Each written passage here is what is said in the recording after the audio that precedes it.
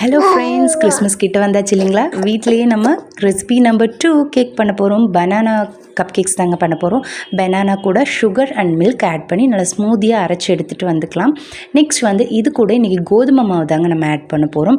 கோதுமை மாவு ஒரு கப் நான் ஆட் பண்ணினேன். நெக்ஸ்ட் ஒரு 2 to 3 tablespoon oil add பண்ணிவிட்டு வெனிலா எசன்ஸ் ஒரு 1/4 டீஸ்பூன் ஆட் பண்ண நல்ல ஒரு ஃப்ளேவருக்காக. நெக்ஸ்ட் இதெல்லாம் நல்லா பேட்டராக மிக்ஸ் பண்ணிக்கோங்க. தென் அதில் சாக்லேட்ஸ் அண்ட் நட்ஸ் கட் பண்ணி ஆட் பண்ணிக்கிட்டுங்க. அது கடிப்படும் போது நல்லா க்ரன்ச்சினஸ் கொடுக்கும். நெக்ஸ்ட் அந்த கப்பில் ஆயில் தடவிட்டு இந்த பேட்டர் இதில் ஊற்றிட்டு அடுப்பை ஒரு 15 மினிட்ஸ் பிஃபோரே ப்ரீ ஹீட் பண்ணிடுங்க. நெக்ஸ்ட் 30 to 35 மினிட்ஸ் தான் எனக்கு ஆச்சு. இது நல்லா கேக் மாதிரி வர்றதுக்கு. நீங்களும் அதே மாதிரி சிம்மில் வச்சு பண்ணுங்கள் அடுப்பை. நெக்ஸ்ட் டூத் பிக் வச்சு டெஸ்ட் பண்ணி பாருங்கள். நல்லா சாஃப்டான spongy fluffy banana cup cakes ready. கண்டிப்பாக இந்த கிறிஸ்மஸ்க்கு எல்லோரும் ட்ரை பண்ணுங்கள். ஃபேமிலி அண்ட் ஃப்ரெண்ட்ஸுக்கு ஷேர் பண்ணி நம்ம சேனலை சப்ஸ்கிரைப் பண்ணுங்கள். பாய்.